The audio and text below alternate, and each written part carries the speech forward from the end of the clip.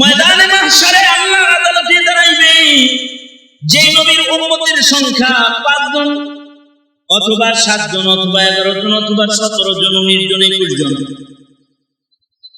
আবার এমনও নবী হাসরের ময়দানে দাঁড়াবে যেই নবী উম্মতি নাই, উনি একাই নবী হয়ে দুনিয়াতে আসছেন। আল্লাহ পাকের রিসালাত দুনিয়ার মানুষের কাছে উনি পৌঁছাইছেন, কিন্তু ওনার কাছ থেকে কেউ কালেমা পড়ে নাই, একাত্মবাদকে গ্রহণ করে নাই। এমন পয়গম্বর দুনিয়াতে আসছে যিনি নবী হয়ে আসছেন, কিন্তু কোনো কুফর শিরককে উনি ওনার নবুয়তের হায়াতে দূর করতে পারেন নাই, চেষ্টা করছেন। আল্লাহ পাকের দেয়া জিম্মাদারি উনি পালন করছেন। এই যে নবী, যে নবীর একজন উম্মত নাই, এই নবীকে যদি একদিকে রাখা হয় আর দুনিয়ার সব সিদ্দিক আকবর সহ যত সিদ্দিক আছে, যত ওলি বুজুর্গ আছে, সালেহীন সাদিকিন আছে, সিদ্দিকিন আছে, এদের সবাইকে যদি অপর দিকে রাখা হয়, দুনিয়ার সব সিদ্দিক সালেহ সব শহীদ সব বুজুর্গ একত্রিত করলো একজন নবীর মর্যাদার সমান হবে না, নবীর মর্যাদার সমতুল্য হবে না। নবী বলে আমার সুন্দর সুন্দর নাম আছে, আমার একটা নাম আনা মুহাম্মাদ, আমার নাম হলো আমি মুহাম্মদ। আল্লাহ তাআলা নবীজির নাম মুহাম্মদ বলে কোরআনে বলেছেন, মা কানা মুহাম্মাদুন আবা আহাদিন মির রিজালিকুম ওয়ালাকিন রাসূলুল্লাহ ওয়া খাতামান নাবিয়্যিন। মুহাম্মাদুর রাসূলুল্লাহ, মুহাম্মাদুর রাসূলুল্লাহ। নবীজির নাম নিয়ে আল্লাহ তাআলা আল্লাহর রাসূল মুহাম্মদ নবীজির নাম এটা আল্লাহ তাআলা বলেছেন। কোরআনে যেমন নবীর নাম মুহাম্মদ আছে, তাওরাতের ভিতরেও নবীর নাম মুহাম্মদ আছে। ইনজিলের ভিতরে নবীজির নাম আরেকটা নাম আছে, তিনি বলেন আনা আহমদ, আমি আহমদ, আমি মুহাম্মদ, আমি আহমদ। নবীজি মুহাম্মদ তিনি প্রশংসিত নবী, এমন প্রশংসিত নাম মুহাম্মদের নাম, এটা এমন একটা দামি নাম যেই নাম কোন মানুষের নামকরণ করার মতো চিন্তা আল্লাহ তাআলা তার দোস্ত ছাড়া আর কারোর নাম রাখার জন্য কোন পিতামাতার মাথার ভেতরে এই কথাটা আল্লাহ তাআলা ঢালে দিয়ে, সেই বাবা আদম থেকে শুরু করে আমার নবীর জন্ম পর্যন্ত যত মানুষ দুনিয়ার মাটিতে আগমন করছে, মা বাবার দিলের ভিতরে যত নাম আল্লাহ তাআলা ডালছেন, এই নামটা আলাদা করে রেখে দিয়েছেন। এই নাম মুহাম্মদ নামে আর কারোর নামকরণ করা যাবে না। মুহাম্মদ প্রশংসিত নাম একটাই হবে, একজনের নামই পৃথিবীতে প্রথম হবে, তিনি হলেন হাবিবে কিবরিয়া, আল্লাহর বন্ধু, আল্লাহর দোস্ত মুহাম্মদুর রাসূলুল্লাহ সাল্লাল্লাহু আলাইহি ওয়াসাল্লাম। এমন একটা স্রোত চলছে এখন মুসলমানদের ঐতিহ্যের যে একটা স্রোত ছিল, সেই স্রোতের উল্টা স্রোত এখন শুরু হয়েছে বর্তমান সময়। একটা সময় ছিল যে মুসলমানদেরকে দেখে কাফেররা মুসলমান হইত, মুসলমানদের আজমত শুনে মুসলমানদের দলে বদ্দিনরা ভিড়ে যাইত, মুসলমানের কোরআনের সম্মান বুঝে বেদিনরা আহলে কিতাবরা কোরআন বুকে নিয়ে নিত, অথবা ভিন্ন ধর্মের অনুসারীরা তারা তাদের ধর্ম ত্যাগ করে কালেমা পড়ে তারা মুসলমান হইত। এটা একটা স্রোত মুসলমানদের ইতিহাসে খোলাফায়ে রাশিদিনদের সেই যুগ থেকে শুরু করে লম্বা একটা সময় পর্যন্ত এই স্রোত এভাবেই প্রবাহিত হয়েছে যে মুসলমানদের দলে মুসলমানদেরকে দেখে দেখেই, মুসলমানদের আজমত বুঝে বুঝে, ইসলামের মর্যাদা, শান, সত্যতা বুঝে কাফেররা ইসলামের ভিতরে প্রবেশ করেছে। বর্তমান সময়ে যে উল্টা একটা অবস্থান আমরা দেখতে পাইতেছি, পরিলক্ষিত হইতেছে, সেটা হলো এই কোরআনের ঘরে জন্মগ্রহণ করে কোরআন বর্জন করে তাওরাত ইনজিল বুকে নেওয়ার যুগ আসছে। মুসলমানের আওলাদ হিসেবে জন্মগ্রহণ করে মুহাম্মদুর রাসূলুল্লাহ সাল্লাল্লাহু আলাইহি ওয়াসাল্লামের ইত্তিবা না করে ভিন্ন ধর্মের অনুসরণ করার আমল চলে আসছে। এমনকি সত্য নবী ছেড়ে দিয়ে মিথ্যা নবীর অনুকরণ মুসলমানের আওলাদরা এখন করতেছে। মুসলিম দেশে সংখ্যাগরিষ্ঠ মুসলমানের দেশে জন্মগ্রহণ করে দিনহীন, নাস্তিক, মুরতাদ, বেঈমানের খাতায় নাম লেখাইতেছে। এই হাল জমানায় মুসলিম ঘরে জন্ম নিয়ে এই সব উল্টা স্রোত যেটা, এটা প্রবাহিত হইতেছে। আপনারা লক্ষ্য করলে দেখবেন দ্বিতীয় বৃহত্তর মুসলিম দেশে কোরআন বিরোধী মানুষের সংখ্যা এত বাড়ছে এখন যে কোরআনের বিধানের উপরে কটাক্ষ, কোরআনের উপরে আক্রমণ মুসলমানের ছেলেরা এগুলো করতেছে। মুসলমানদের নবীর উপরে আক্রমণ মুসলমানের ঘরে জন্মগ্রহণ করে করতেছে। এই যে একটা উল্টা স্রোত প্রবাহিত হইতেছে, এইটাকে ফিরানোর পন্থা কি? এটাকে শুধুই মাত্র এতটুকু মেহনত যেটা আমরা করতেছি এর দ্বারাই ফিরানো তো সম্ভব না। আমাদের প্রজন্মের কাছে যেন আমরা দিন পৌঁছাইতে না পারি, এইটা সুকৌশলে বাস্তবায়িত হয়ে গেছে এবং এটা তাদের সফলতা। ইসলাম বিদ্বেষীদের যে তারা মুসলমানের দেশে মুসলিম প্রজন্মকে দিন শূন্য, দিনী জ্ঞান শূন্য বানাইতে তারা সক্ষম হয়ে গেছে। প্রায় প্রজন্মের শিশু সন্তান যারা, তারা শিশু শিক্ষা থেকে বঞ্চিত। ছোট বয়সে যে তাদের কিছু দিনই জ্ঞান অর্জন হওয়ার নিজাম আগে ছিল, সেটা এখন নাই। কেজি, নার্সারি, বিভিন্ন শিক্ষার মাধ্যমে মক্তবগুলো অকেজো প্রায়। নতুন শিক্ষা আইন বাস্তবায়নের মাধ্যমে ভবিষ্যতে যে সকল ছেলে পেলেগুলো মক্তবে নোরানিতে হেফজখানায় পড়ে, 18 বছরের নিচের বাচ্চাদেরকে ললিত কলার শিক্ষা বাধ্যতামূলক আইন করে মুসলমানদের মক্তবগুলোকে শূন্য করার চক্রান্ত চলছে। হেফজখানায় ছেলেদেরকে পড়তে দিবে না, কোরআন শিখতে দিবে না। আশ্চর্য বিষয় হলো, এই পর্যন্ত আমাদের অবুঝ হালাত, বেবুঝ হালাত আমাদেরকে এই পর্যন্ত নিয়ে গেছে। ওয়াজের মঞ্চে বসে কোরআন শিক্ষার বিপক্ষে টুপি পরে, পাগড়ি পরে কথা বলা শুরু করেছে।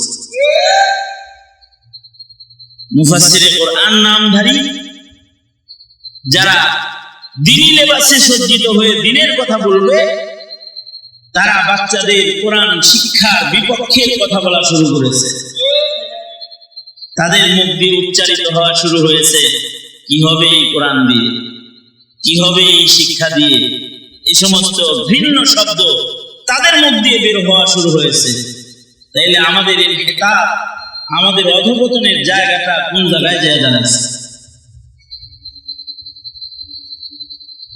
আমাদের শিশু বাচ্চাদেরকে কালিমার তালিম অথবা সহিহ বিশুদ্ধ কিছু আকীদার তালিম এতটুকু দেওয়ার মতো ইন্তজাম দ্বিতীয় বৃহত্তর মুসলিম দেশে এখন নাই। সঙ্গত কারণে শতকরা 80% শিশু জন্মগ্রহণ করার পরে ওরা ইংলিশে যখন কথা বলা শিখে যায় তখন ওরা কালেমাটা উচ্চারণ করতে পারে না। যখন আমাদের এই দ্বীনহীনতার এই হালত, ওই সময় আমাদের প্রজন্মের ভেতরে নাস্তিক বাড়াটাই স্বাভাবিক, কাদিয়ানি বাড়াটাই স্বাভাবিক, দ্বীনকে আক্রমণকারী দুষ্ট মানুষের সংখ্যা বেড়ে যাওয়াটা অস্বাভাবিক কিছু। সঙ্গত কারণে এই যে হালাত, এইটার পরিবর্তন যদি করতে হয় তাইলে 1 নম্বর কাজ, প্রত্যেকটা শিশু, প্রত্যেকটা প্রজন্মের সন্তানকে তার ঈমান শিক্ষা, দ্বীন শিক্ষাকে নিশ্চিত করতে হবে। এই নিশ্চয়তা কারা প্রদান করবে আপনাকে? কেউ প্রদান করবে না। সরকারি ভাবে এটা আশা করবেন আপনি যে আপনার সন্তানকে ঈমান শিখায় দিবে, দ্বীন শিখায় দিবে? না। শিক্ষা ব্যবস্থা, শিক্ষা আইন বরঞ্চ আপনার সন্তানকে দ্বীনহীন করার চক্রান্তের দিকে আগাইতেছে ধীরে ধীরে। এই সময় প্রজন্মের প্রতিটি অভিভাবকের দায়িত্ব হয়ে গেছে প্রতিটি ঘরকে মাদ্রাসায় রূপান্তরিত করা। শুধু এই হেফজখানা মাদ্রাসায় যে 8 জনকে পাগড়ি দেওয়া হলো, এর দ্বারা মূর্খতার থেকে জাতিকে ফিরাইবার কোনো লাইন নাই।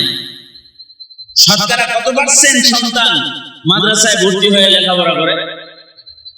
বাকি যে 90% মুসলমান অথবা 80% মুসলমান যারা স্কুল, কলেজ, ইউনিভার্সিটি বুনিয়াদী শিক্ষা দিয়ে যাদের শিক্ষা জীবন শুরু হয়, ওরা MA পাস করার পরে ওদের কালেমা ঠিক হয় না। একটা সময় তো ছিল যেই সময়ে প্রতিটা অভিভাবক তাদের ঘরকেই মাদ্রাসা বানায় ফেলত। ঘরের সন্তানকে কোরআনে কারীমের শিক্ষা দেওয়া তারা তাদের ফরজ ইবাদত মনে করত। সেই কোরআন ধারায় আবার চলে যেতে হবে।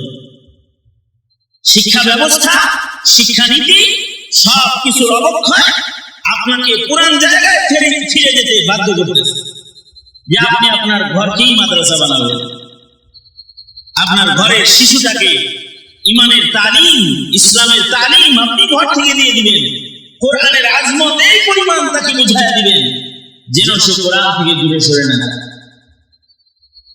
বরঞ্চ আমাদের মুসলিম ঘরের সন্তানরাই নিজেদের কিতাব সম্পর্কে জানেই না, কোরআনের শান মাকাম জানেই না।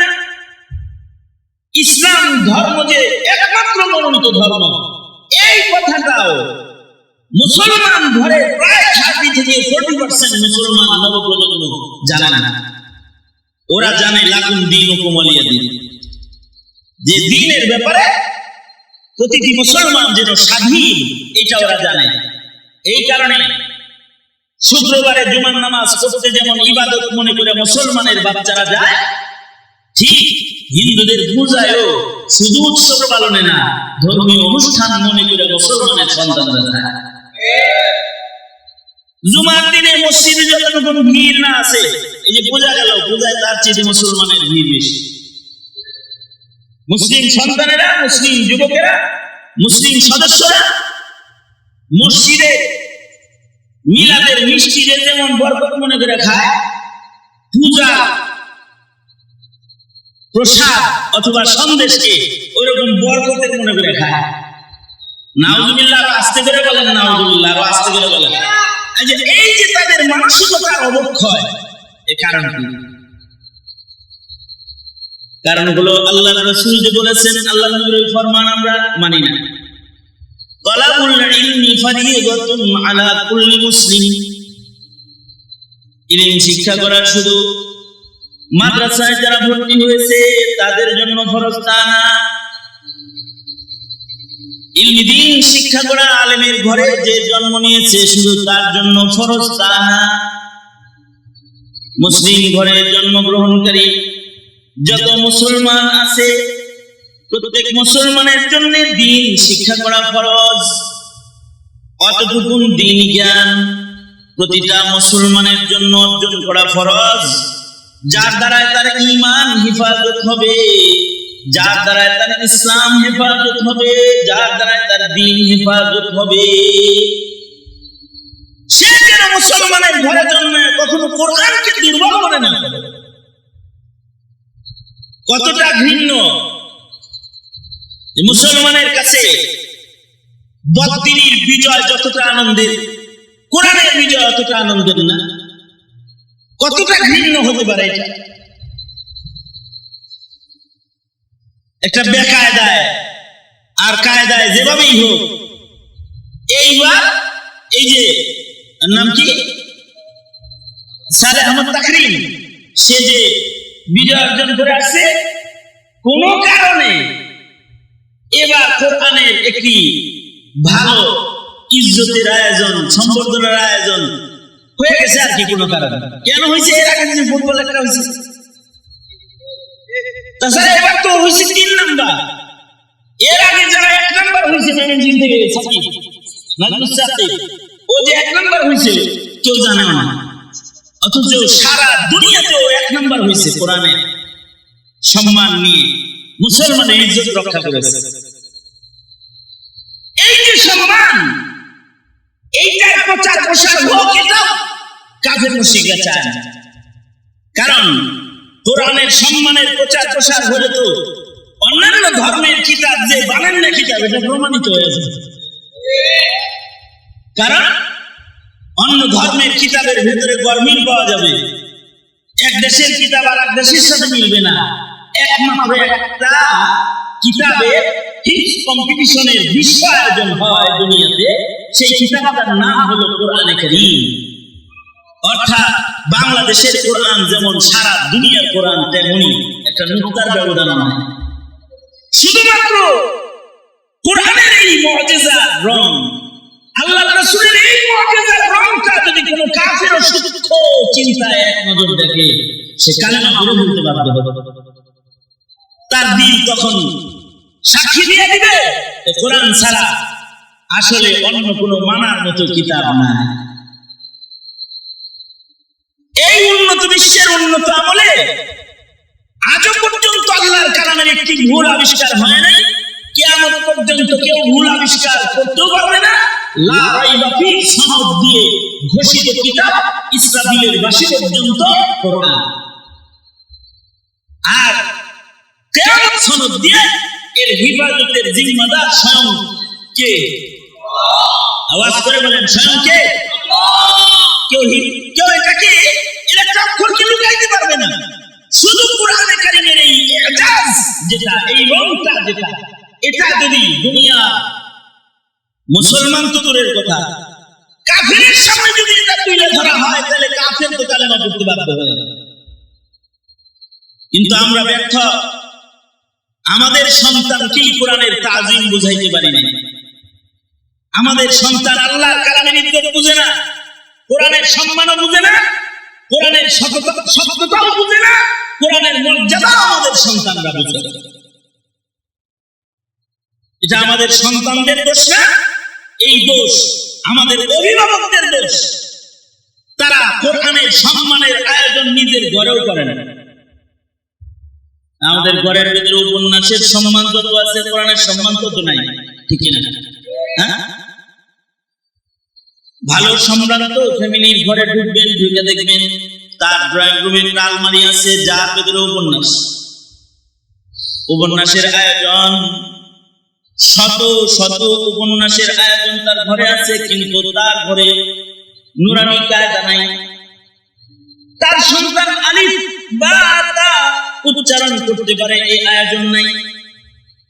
তার ঘরে ম্যাগাজিন পত্রিকার অভাব নাই, কিন্তু দিনী একটা পত্রিকা নাই, যার থেকে তার সন্তান কিছু মাসায়েল শিক্ষা গ্রহণ করতে পারে। এমন কি আশ্চর্য হালাত হলো, এখনকার বাথরুমের ভেতরে উপন্যাস আছে, টয়লেটের ভিতরে উপন্যাস। আমি নিজের চোখে দেখছি এরকম টয়লেটের ভিতরে একটা লাইব্রেরি, টয়লেটের ভিতরে পত্রিকা রাখার, সে বই রাখার জায়গা, বিভিন্ন ইংলিশ ভালো ভালো উপন্যাস টয়লেটের ভিতরে আছে। আমি ওই বাথরুমে ঢুকে মনে হইল যে এই লোক তো কষার রোগী।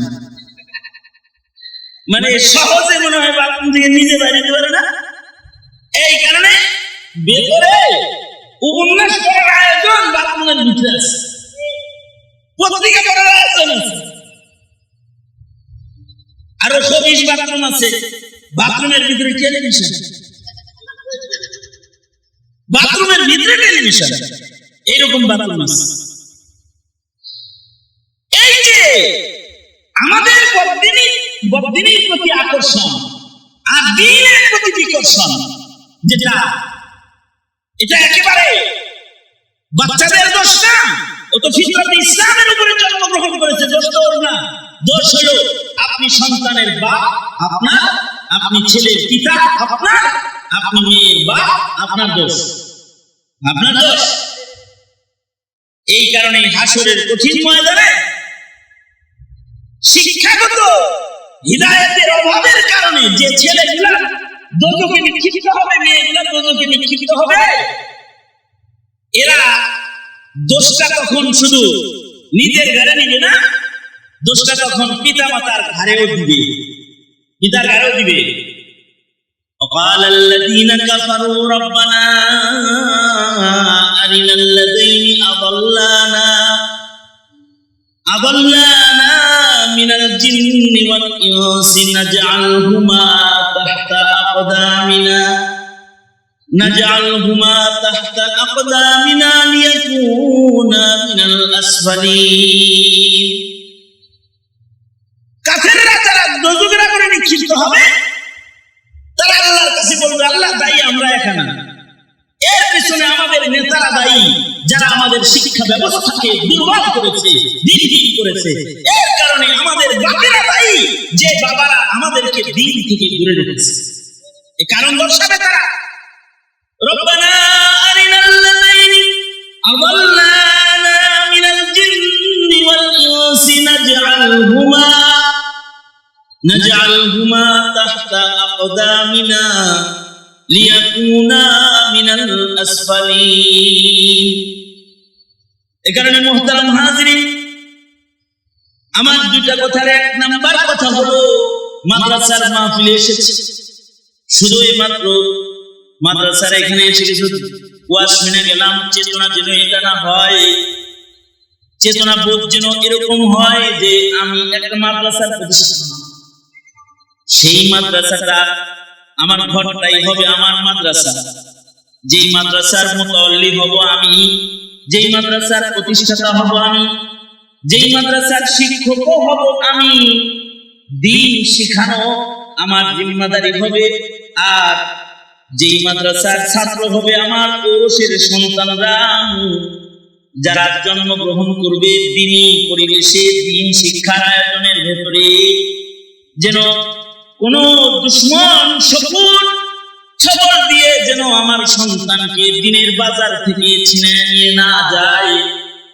আমার আপনার সন্তান হবে নিরাপদ দ্বীনি পরিবেশে জন্মগ্রহণকারী, দ্বীনি বুঝওয়ালা একজন মুসলমান, এরকম একটা প্রত্যয়, এমন একটা প্রতিজ্ঞা হার ফর্দে মুমিন, তার বুদ্ধিমান একজন মুমিনের এই প্রতিজ্ঞা গ্রহণ করার সময়ের দাবিতে পরিণত হয়েছে, এটা সময়ের দাবিতে পরিণত হয়েছে।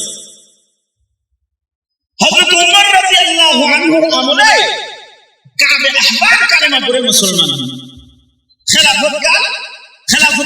খলিফাতুল মুসলিমিন হযরত ওমরের শাসনামলে কাবে আহবার তাওরাতের হাফিজ ছিলেন, পুরা তাওরাত ওনার মুখস্থ ছিল। এই উনি যখন হযরত ওমরের সামনে কালেমা পড়ে মুসলমান হইলেন, হযরত ওমর জিজ্ঞাসা করলেন, এই মুসলমান হওয়াটা এখন না হইয়া কয়টা বছর আগে অন্য ছিল না?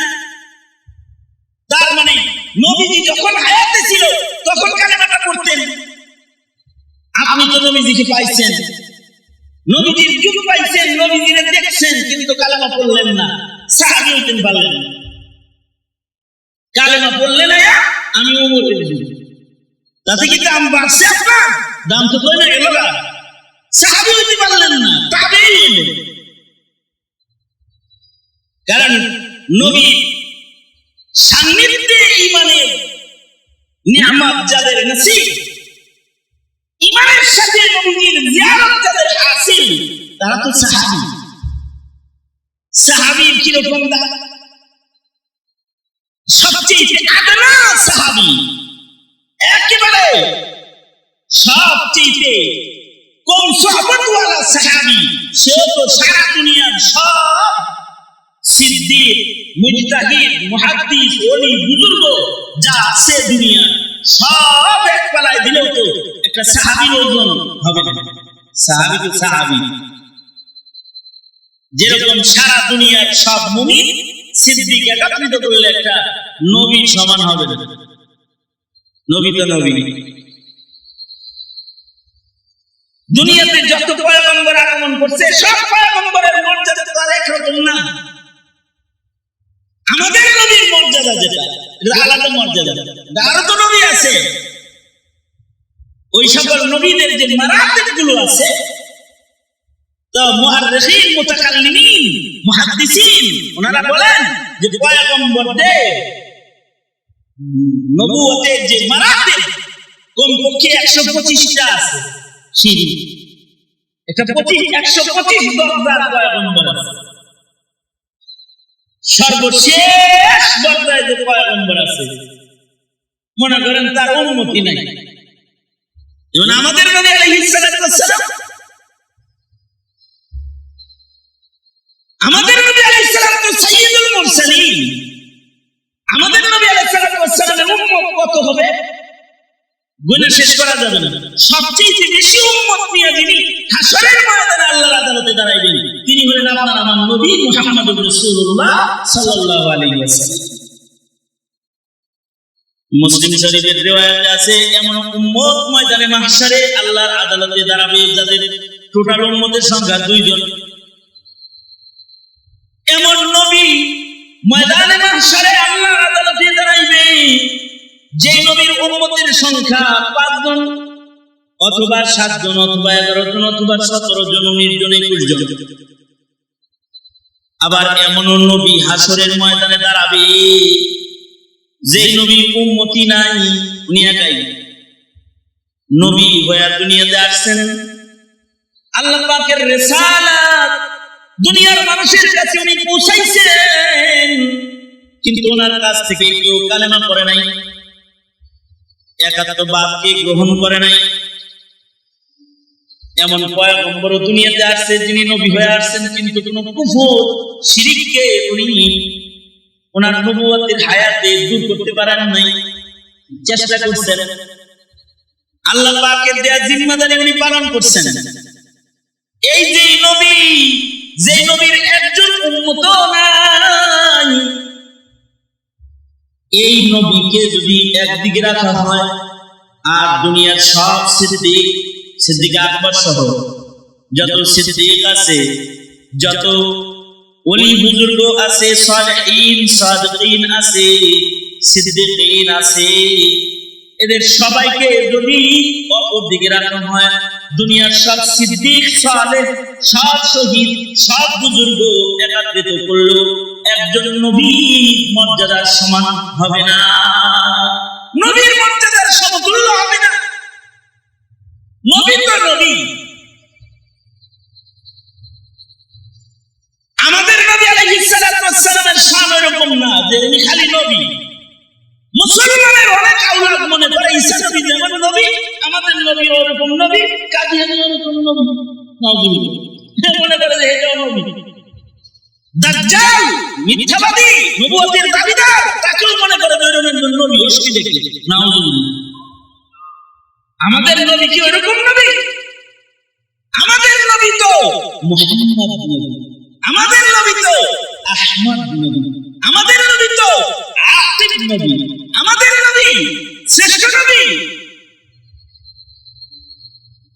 আমাদের নবী আলাইহিস সালাতু ওয়াস সালামের আলাদা আলাদা কিছু শান আছে। আমাদের নবী এমন নবী যিনি নবুয়তের শেষ সদস্য। এরপরে আর নবী নাই। নবী বলে আনাল আখির, আমি সর্বশেষ। নবীজি বলে আমার পরে আর নবী নাই।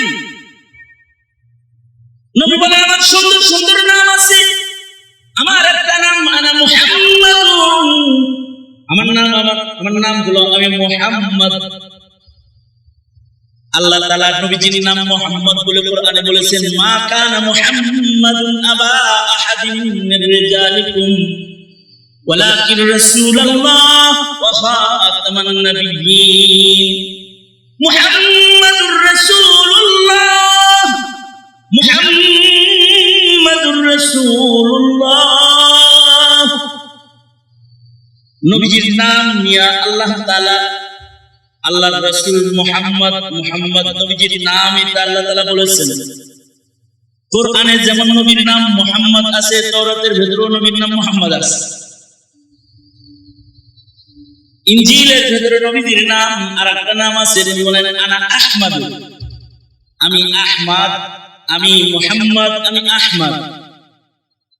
নবীজি মুহাম্মদ তিনি প্রশংসিত নবী, এমন প্রশংসিত নাম মুহাম্মদের নাম, এটা এমন একটা দামি নাম, যেই নাম কোন মানুষের নামকরণ করার মতো চিন্তা আল্লাহ তাআলা তার দোস্ত ছাড়া আর কারোর নাম রাখার জন্য কোন পিতামাতার মাথার ভেতরে এই কথাটা আল্লাহ তাআলা ঢালি দিলেন।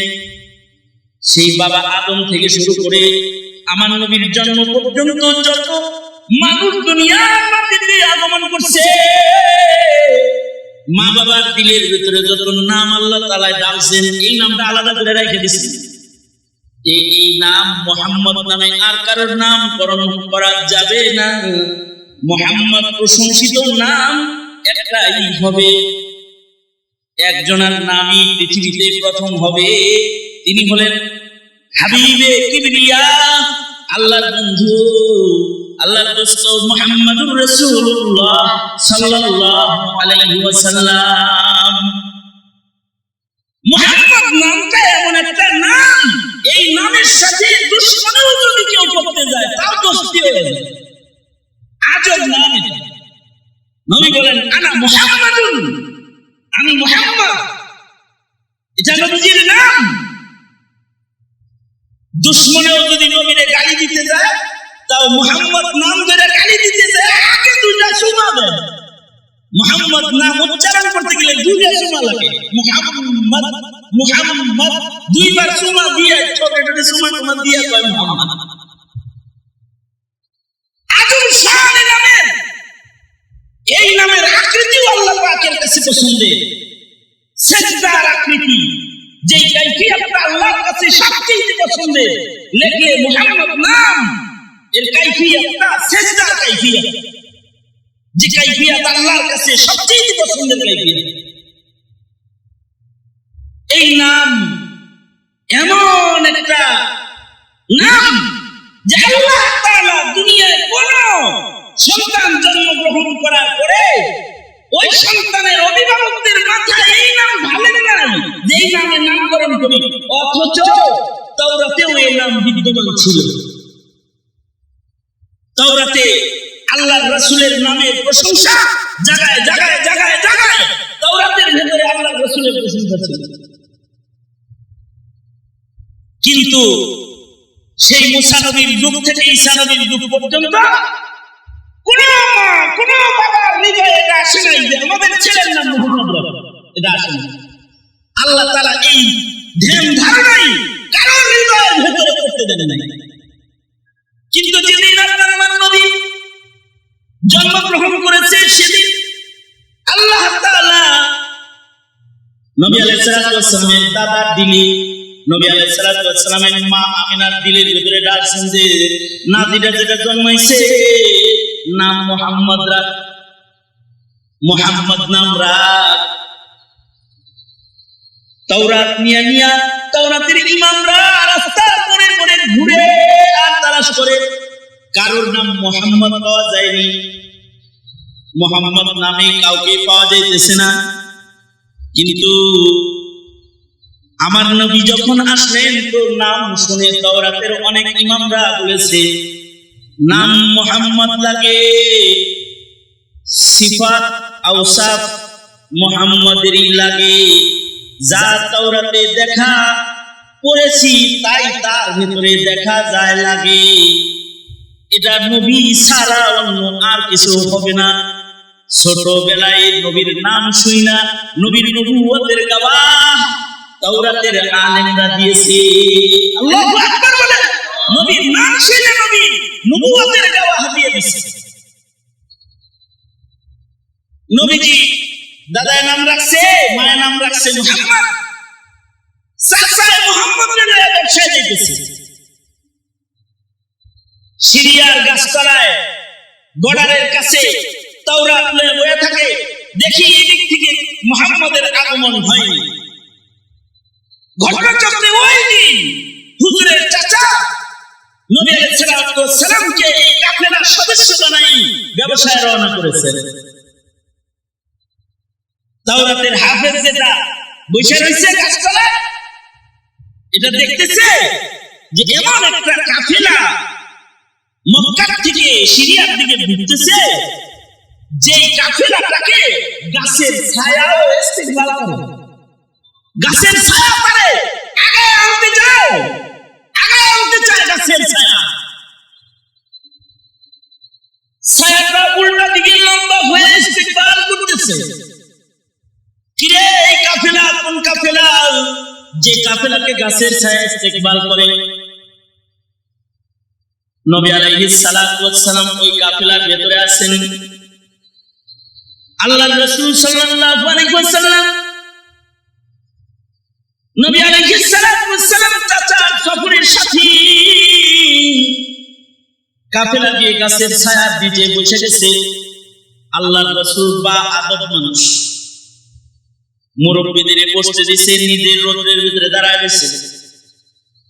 কিন্তু তাওরাতের হাফিজ আলেম যিনি ওখানে আছেন দেখতেছে সবাই ছায়ায় বসছে, কিন্তু একটা বালক দূরে রোদে বসেছে। কিন্তু আজবে গাছটা এই বালকটাকে ছায়া দেওয়ার জন্য নিজের ডাল ঘুরাইছে। যেখানে আল্লাহর রাসূল বসতেছে গাছ ওই জায়গায় দিকে ছায়া আগায় দিতেছে। এগুলো দেখা তাওরাতের আলেম যিনি চিৎকার করে বলে, মানিল আমির, এই কাফেলার আমির কে? হুজুরের চাচা আবু তালিব বলে আমি আমির। সবাই দেখায় দিয়েছে তিনি আমির। তাওরাতের আলেমে যায় তোমার ছেলের এই যে ছেলেটা তোমার সাথে এসেছে, তুমি কাফেলার আমির, এই ছেলেটার নাম, তার নাম হলো মুহাম্মদ। হ্যাঁ এই নাম তাওরাতে আমরা পড়েছি। আল্লাহু আকবার বলে। আর তোমার এই নামের ভাতিজার ভেতরে যে সিফাতগুলো দেখা যায়, আবু তালিব তোমার এই ভাতিজা সাধারণ মানুষ নয়, তিনি আখিরি জামানার পয়গম্বর হবেন। অবশ্যই তার রং, তার ঢং, তার নাম, তার প্রতি মাখলুকাতের আকর্ষণ সবকিছু সূক্ষ্ম কায়দায় তাকায় দেখলাম তিনি নবী মুহাম্মদ সাল্লাল্লাহু আর কেউ হবে না। তোমার হাতে ধরি, তুমি বাণিজ্যিক মাল লইয়া সিরিয়ার ভিতরে ঢুকার দরকার নাই। তুমি এখানেই মালগুলো বিক্রি করে তোমার ভাতিজারে লইয়া নিরাপদে মক্কায় চলে যাও। কারণ তোমার ভাতিজার বহু দুশমন শহরে তাওরাত খুলে বসে রয়েছে। ইসলামের দুশমন যারা ইহুদিরা তাওরাত খুলে বসে আছে, তোমার ভাতিজারে ভেতরে ঢুকাইলে কিন্তু জীবিত রইয়া বাইরে হইতে আসতে পারবা না। এখান থেকে ফেরত চলে যাও। হাদিসে আছে হুজুরের চাচা এখান থেকে ফেরত চলে আসলেন। তার মানে আমার নবীর নাম মুহাম্মদ, এ নামে পৃথিবীতে কারোর নাম হয় নাই। তাওরাতে এই নামের বর্ণনা আছে। নাম শুনলে তাওরাতের হাফেজরা বলে ইনি নবী, ইনি মুহাম্মদ। কিন্তু তারপরেও কারাবে আহবাব তাওরাতের হাফেজ হয়ে মুসলমান নবীর যুগে হইতেছে না। নবীর যুগে মুসলমান না হয়ে সে মুসলমান হইতেছে ঈসা হযরত উমরের যুগে।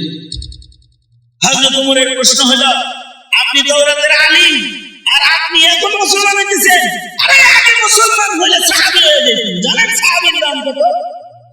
নবীদের যেমন মারাতিবের কারণে, নবুয়তের দরজার কারণে যেমন মানুষের ভেতরে নবীর দাম সবচেয়ে বেশি, সারা দুনিয়ার মানুষের ভেতরে, সকল সিদ্দিকদের ভেতরে, সকল ওয়ালিদের ভেতরে শুধু নবীর সুহবত কালেমা সহকারে পাওয়ার কারণে সাহাবীর দাম সারা দুনিয়ার সকল মানুষের উপরে একজন সাহাবীর দাম বেশি। কারণ কি? সুহবতুল নবী, পরস্পরের সঙ্গ পেয়েছে, নবীর সুহবত পেয়েছে, বাস এতটুকু কারণে সাহাবীর দাম বেশি। সারা দুনিয়ার সব সিদ্দিক, সব শহীদ, সারা দুনিয়ার সব ওলিয়ার জায়গায় বললে একজন নবীর সমান হবে না। সারা দুনিয়ার সব নবীর উম্মত একত্রিত করে, সারা দুনিয়ার সব উম্মত একত্রিত করলেও একজন সাহাবীর সমান হবে না। সাহাবী তো সাহাবী, বরং আব্দুল্লাহ ইবনুল মুবারক রাহমাতুল্লাহ আলাইহি সাহাবীর ঘোড়ার নাক দিয়ে প্রবেশ করা ধুলাকে ওলি বুজুর্গের চাইতে বেশি দামি বলেছেন। আব্দুল্লাহ ইবনুল মুবারককে জিজ্ঞেস করা হয়েছে, ওয়াইসুল কারনির দাম বেশি নাকি ওমর ইবনে আব্দুল আজিজের দাম বেশি, নাকি আমিরে মুআবিয়ার দাম বেশি? আব্দুল্লাহ ইবনুল মুবারককে ওনার ছাত্ররা জিজ্ঞাসা, আমিরে মুআবিয়া বেশি দামি নাকি ওমর ইবনে আব্দুল আজিজ বেশি দামি, নাকি ওয়াইসুল কারনির দাম বেশি? কে বেশি দামি? হযরত আব্দুল্লাহ ইবনুল মুবারক রাহমাতুল্লাহ আলাইহি বলেন, কিসের সাথে কি তুলনা করো? সাহাবীর লগে ওমর ইবনে আব্দুল আজিজের তুলনা করো? অবশ্যই ওমর ইবনে আব্দুল আজিজের মূল্য আলাদা আছে। নবীর ভবিষ্যতের ফসল, ভবিষ্যৎ বর্ণনার ফসল ওমর ইবনে আব্দুল আজিজ রাহমাতুল্লাহ আলাইহি। নবীজি বলেছেন, আমার উম্মতে 100 বছর পরে একজন মুজতাহিদ আসবে, যিনি অনেক দামি মানুষ হবে। এরকম বর্ণনা দিয়ে গেছেন যে সকল বর্ণনা দ্বারা ওমর ইবনে আব্দুল আজিজকেই বোঝা যায়, কারণ ওনার আমলে বাঘ ছাগলের ডাকাডাকি হয়েছে। ওনার হুকুমত শাসনের প্রভাব ছিল ছাগলের উপরেও, মানুষের উপরে তো ছিল, ছাগলের উপরেও প্রভাব ছিল, বাঘের উপরেও প্রভাব ছিল। এই ওমর ইবনে আব্দুল আজিজ রাহমাতুল্লাহ আলাইহি উনি ইন্তেকাল করেছেন দ্বীনি সাদমার কারণে। এই দুনিয়ার সাদমা দুঃখে অনেকে স্টপ করে, কিন্তু আল বিদায়া ওয়ান নিহায়াতে আছে ওমর ইবনে আব্দুল আজিজ মারা গেছে দ্বীনি শোকে, দ্বীনি শোকে, দ্বীনি আক্রমণে স্টপ করছেন, উনি মারা গেছেন। এই যুগের মানুষ মরে কেন? দুহানে আগুন লাগছে, স্টপ করে মরে গেছে। আমল নামায় আগুন ধরে রয়েছে, এই চিন্তাই নাই, ঠিক না? একটা দুঃসংবাদ শুনলো তো স্টপ করে। আর ওমর ইবনে আব্দুল আজিজ যখন দেখলেন যে ওনার শাসনামলে কোরআনের তাহরিফ হইতেছে, এইটা যখন খালি দেখছেন যে কোরআনের তাহরিফ হইতেছে ওনার শাসনামলে, এইটা দেখা, এই দৃশ্য দেখা টেনশনে উনি স্টপ করে মারা গেছেন। এই টেনশনে অসুস্থ হয়ে উনি মারা গেছেন। ওনার মৃত্যুর কারণ দ্বীনি সাদমা, দ্বীনি দুঃখ। আমরা তো দ্বীনি মুসিবতকে মুসিবতই মনে করি না, খুব টেনশনে আছে। লোকে কয় দুর্ভিক্ষ হইতেছে, দুর্ভিক্ষের টেনশন বেশি নাকি বেঈমানের টেনশন বেশি? এই কথা বল না, মূর্তি লাল হয়ে রয়েছেন কেন? দুর্ভিক্ষের টেনশন বেশি নাকি বেঈমানের টেনশন বেশি? অন্নহীনতার টেনশন বেশি নাকি ঈমানহীনতার টেনশন বেশি? একজন গতকালকে আমাকে জিজ্ঞেস করেছে, হুজুর চাল কিনে রাখবেন, শুনলাম তুমি সামনে চাইলেও মার্কেটে পাওয়া যাবে না, আমাকে চাল পাওয়া যাবে না, এই টেনশনে চাল কিনে রাখলেন। যতটা টেনশন এটা করছেন, অতটা টেনশন ঘরের লোকদের ঈমানের টেনশন করেন তো? আমি যে হাসতেছি স্বাভাবিক, আর হ্যাঁ এই কথা বলতেছি, হে মানে হে আমাদের বেকুব বেকুব মনে করতেছে, মনে মনে আর কি, তার ভাষায় বোঝা যায়, চেহারায় বোঝা যায়, আমার মনে করতেছে বেকুব। আরে এত বড় একটা দুঃসংবাদ দিলাম যে দুর্ভিক্ষ আসছে, চাও কিনা রাখুন। হুজুর দিয়ে হাসে। আমি বললাম ও ভাই, এই অন্নহীনতার টেনশন বেশি না ইমানহীনতার টেনশন বেশি? বুঝলেন? আমি বললাম এইটা টেনশন যতটুকু তার চাইতে লাখো কোটি গুণ বেশি টেনশন হলো দিনই টেনশন, দিনহীনতার দুর্ভিক্ষ। আল্লাহ রাসূল দোয়া করছেন,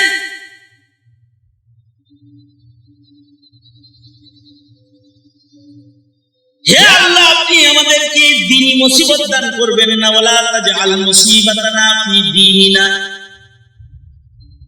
আল্লাহ রাসূলের এটা একটা দোয়া, আমার সাথে বলেন ওয়ালা তাজআল, বলেন জোরে বলেন ওয়ালা তাজআল মুসিবাতানা ফি দীনিনা ওয়ালা তাজআল মুসিবাতানা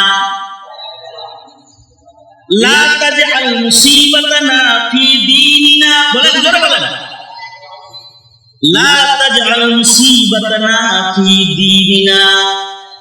এটা আল্লাহর রাসূলের শেখানো একটা দোয়া। আল্লাহ নবী শিখাইছেন যে আল্লাহর কাছে দোয়া করো, আল্লাহ গো দ্বীনি মুসিবত দিও না, পেটের মুসিবত, অন্নহীনতার মুসিবত, বস্ত্রহীনতার মুসিবত, ঘর বাড়িহীনতার মুসিবত, বাসস্থানহীনতার মুসিবতের চাইতে অনেক বেশি ভয়ঙ্কর হলো ঈমানহীনতার মুসিবত। আমরা সরো নাকি ঈমানহীনতার মুসিবত, এটা অনেক বেশি ভয়ঙ্কর। উলামায়ে কেরামের একটাই ফিকির, এই জাতির ভেতরে যেন ঈমানহীনতার দুর্ভিক্ষ না আসে। কারণ ঈমানদারি যদি থাকে তাহলে দুর্ভিক্ষ তাদেরকে কিছুই করতে পারবে না, যদি ঈমানদারি থাকে। আর যদি ঈমানদারি না থাকে, কষ্ট ক্লেশের কারণে ঈমান থাকবে না। দুর্বল ঈমান হইলে পরে ঈমান বেচ্চা প্রাণ বাঁচায় লাগবে, ঈমান বেচ্চা ইহুদির টাকা খেয়ে ফেলাইবে, নাসারার টাকা খেয়ে ফেলবে, ঈমান বিক্রি করে খেয়ে ফেলবে। আমি আগে জানতাম তাহলে আমি নবীর যুগে কালেমা পড়ে মুসলমান হয়ে যেতাম। আমার বাপ জালেমের কারণে সাহাবী হইতে পারলাম না।